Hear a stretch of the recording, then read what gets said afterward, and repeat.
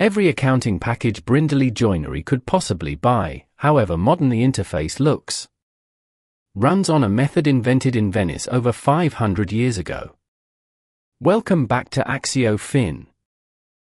This episode is the engine room of the whole series, double-entry bookkeeping. Once you understand debits and credits properly, the balance sheet and profit and loss account from the last two episodes stop being separate documents and become two views of the exact same underlying data. Here is our path. First, why every single entry needs two sides, and what that actually protects against. Then debits and credits, the two words that confuse more beginners than anything else in accounting, explained plainly. We meet the nominal ledger and see how journals record a real transaction. We build a trial balance. We work through several of Brindley's actual entries. And we finish with the takeaways. A little history helps this feel less arbitrary. Double-entry bookkeeping was formally described in a 1494 mathematics text by the Italian friar Luca Pacioli, documenting a method already used by Venetian merchants to track trading voyages where cargo, credit and currency all moved at once. The structure that method established, two sides that must always balance, has survived essentially unchanged for over 500 years. Through every technological shift from handwritten ledgers to punch cards to today's cloud software. When Brindley's accounting package posts an invoice automatically, it is quietly running the same logic Venetian merchants trusted with their fortunes. The core idea behind double-entry bookkeeping is deceptively simple. Every transaction is recorded twice, in two different accounts, and the two sides must always be equal.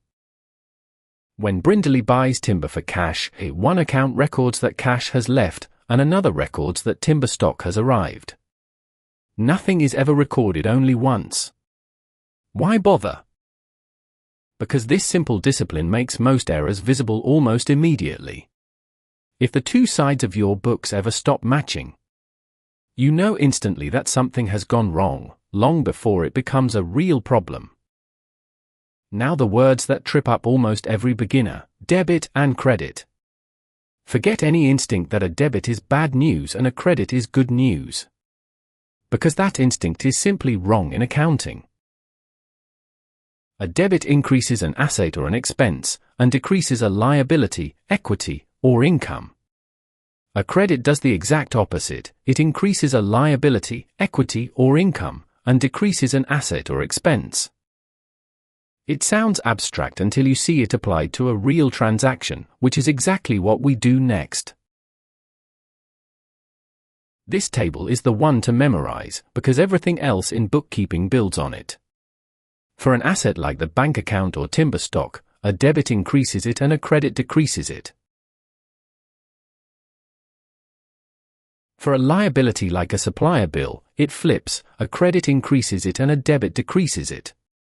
Equity and income behave like liabilities, increasing with a credit. Expenses behave like assets, increasing with a debit. Learn this one table properly, and every journal entry you will ever see becomes a matter of simple lookup rather than guesswork. If the table alone feels abstract, many UK bookkeepers lean on a simple mnemonic to keep debits and credits straight under pressure: DEADCLIC. Debits increase expenses, assets and drawings, money the owner takes out. Credits increase liabilities, income and capital. It is not elegant, but it sticks in a way a table on a page sometimes does not. Especially in the middle of a busy week when you need the answer in seconds rather than after flicking back through notes. Whichever memory aid works for you, the goal is the same: applying the rule automatically, without hesitation, on every single entry. All of this activity lives in what accountants call the nominal ledger, sometimes the general ledger. Think of it as a filing cabinet with one dedicated page for every account Brindley uses. A page for the bank account, one for timber stock, one for sales, one for wages, 1 for VAT owed. Every debit and every credit gets posted onto the correct page. Add up the entries on any one page at any moment and you know the current balance of that account. Whether it is how much cash is in the bank or how much VAT is currently owed. The actual record of a transaction is called a journal entry. It lists which accounts are affected, with debits in one column and credits in another. And those two columns must always total exactly the same figure. Modern accounting software like the packages Brindley uses generates most journals automatically behind the scenes the moment you raise an invoice or record a payment. But understanding the journal underneath is what lets you actually diagnose a problem, rather than simply trusting a screen you do not understand.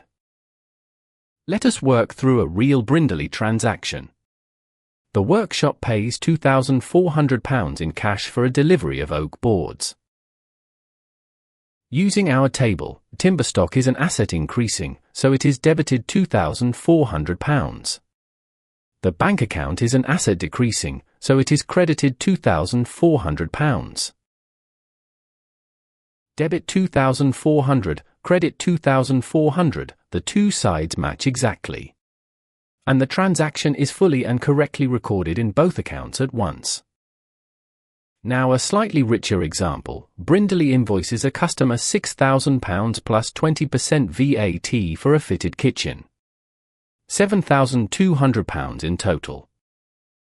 Trade debtors, an asset, increases, so it is debited the full £7,200 owed. Sales, income, increases, so it is credited £6,000, the actual revenue. And VAT owed to HMRC, a liability, increases, so it is credited £1,200. One debit of £7,200, two credits totaling the same £7,200, everything balances. One more, because payroll happens every single month. Brindley pays staff wages totaling £14,000 from the bank. Wages, an expense, increases, so it is debited £14,000. Bank, an asset, decreases, so it is credited £14,000. This exact pattern, debit an expense, credit the bank, repeats hundreds of times across any business every month, for rent, for insurance, for fuel. Once this rhythm feels natural, the whole bookkeeping process stops feeling like a foreign language. One final worked entry, because borrowing money is worth seeing clearly too. Brindley draws down a further £15,000 against its existing workshop loan facility to fund a workshop extension. Bank, an asset, increases, so it is debited £15,000. Bank loan, a liability, increases by exactly the same amount, so it is credited £15,000. Notice that borrowing money never touches income or expense at all, it simply swaps one form of value. A future obligation, for another, cash in hand today. The obligation to repay only becomes an expense later, as interest accrues over time. Periodically, usually at month end, a bookkeeper prepares a trial balance, a single list of every account in the nominal ledger. With its balance sitting in either the debit or the credit column depending on its nature. If double entry has been applied correctly all month, the two columns must total exactly the same figure. If they do not, an error exists somewhere, a missed entry, a transposed digit. An entry posted to the wrong side, and it must be found before anyone can trust the figures further. The trial balance is not the finished accounts. But it is the essential health check before the finished accounts can even be attempted. When Brindley's bookkeeper runs the trial balance for March, total debits across every account come to £312,400, and total credits come to exactly the same figure. £312,400. The difference is nil, precisely as it always must be if every journal has been entered correctly. Brindley's chart runs to over 60 individual nominal accounts by now. From bank and stock down to specific expense categories, and every single one of them feeds into this one balance check. When a trial balance genuinely does not balance, panic is not the useful response, method is. A bookkeeper first checks whether the difference matches a specific transaction amount exactly, which usually means one entry was posted only once instead of twice.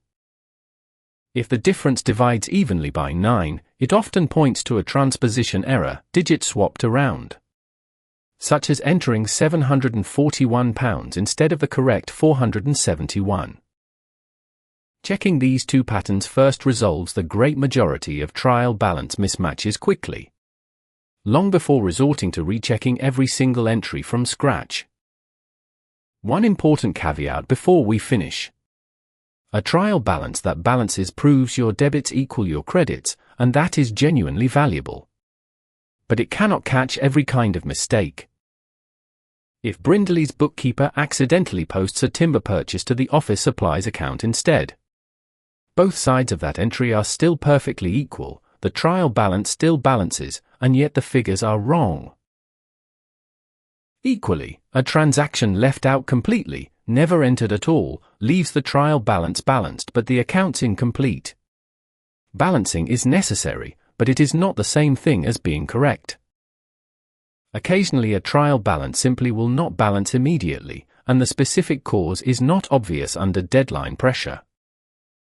Rather than leave the accounts genuinely unbalanced, which is never acceptable, the difference is temporarily posted to what is called a suspense account, a deliberate placeholder that keeps the books mathematically correct while the real cause is investigated properly. A suspense account should never become a permanent home for an unexplained figure. Good practice at Brindley is to clear any suspense balance within the same month it appears, treating its presence as an active, unresolved question rather than a box to quietly forget about.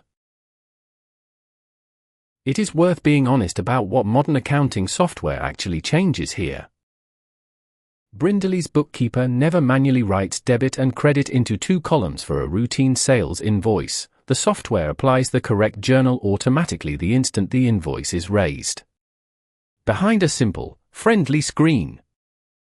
What has not changed is the underlying rule itself, still exactly the double-entry logic covered in this episode. The reason to actually learn it, rather than trust the software blindly, is that understanding the rule is precisely what lets you spot when an unusual transaction has been coded incorrectly. Something automation alone will never flag for you.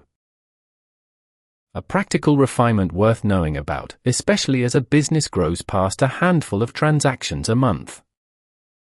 Rather than posting every single customer invoice individually into the main trade debtors account within the nominal ledger, software maintains a control account, one running total figure representing everyone who owes Brindley money, backed underneath by a detailed subsidiary ledger listing each customer separately. The trial balance only ever needs the one control account figure to balance correctly, while the subsidiary ledger provides the customer-by-customer detail behind it. Exactly the detail that feeds the aged debtors report we will meet properly in episode 7. It helps to see the whole cycle operating together, in miniature, across a single real month. In March, Brindley raised around 40 sales invoices to customers, received roughly 25 supplier bills for materials and services, ran one payroll cycle for its 6 staff, and drew down the loan installment we walked through earlier. Every one of those events was posted twice, following exactly the debit and credit rule from this episode, into exactly the nominal ledger structure we described. By the end of the month, all of it settled into the single balance trial balance we saw a moment ago. £312,400 on each side. A fair question to end on: if software applies these rules automatically, why does a business owner need to understand them at all? Because understanding double entry is what turns a manager from a passive consumer of reports into someone who can genuinely question them. When Brindley's owner sees an unusually large figure on a report, he no longer simply shrugs and trusts the screen, nor does he distrust it out of pure anxiety. He can ask a specific, informed question: which account was this posted to? And why? Precisely the kind of question that catches a genuine error early, long before it distorts a decision or an entire year's accounts. One small habit keeps this whole episode's knowledge from fading into theory nobody actually uses. Once a month, Brindley's bookkeeper deliberately picks one journal that the software generated automatically, perhaps an unusual credit note or a part payment, and walks through the debit and credit logic by hand, checking it against exactly the rule we covered earlier. It rarely reveals an actual error, since the software is reliable. But it keeps the underlying skill genuinely sharp, and it means that on the rare month something does look wrong, she is instantly equipped to trace it rather than starting from zero under pressure. 3 mistakes to guard against. First, guessing whether something is a debit or a credit rather than applying the rule consistently, which produces errors that compound silently for months before anyone notices. Second, posting a real transaction to the wrong nominal account, which leaves the trial balance perfectly balanced while every report built from that ledger is quietly wrong. Third, treating a balancing trial balance as final proof of accuracy, when it only proves the arithmetic holds together, never that every transaction was captured or classified correctly. To recap, every transaction is recorded twice, once as a debit and once as a credit, and the two sides must always balance. Debits and credits affect assets, liabilities, equity, income, and expenses in genuinely opposite directions, and that one table is worth memorizing properly. The nominal ledger holds one dedicated page per account, building up every balance over time. And a trial balance checks that your arithmetic holds together, which is essential. But it never proves every transaction was captured or classified correctly. Now that you can post an entry correctly, the next episode looks at how those 60+ accounts at Brindley are actually organized. The chart of accounts, nominal code conventions, and choosing the right software for a growing business. The full course, with calculators and practice cases, is on ActioFin.com. See you in episode 5.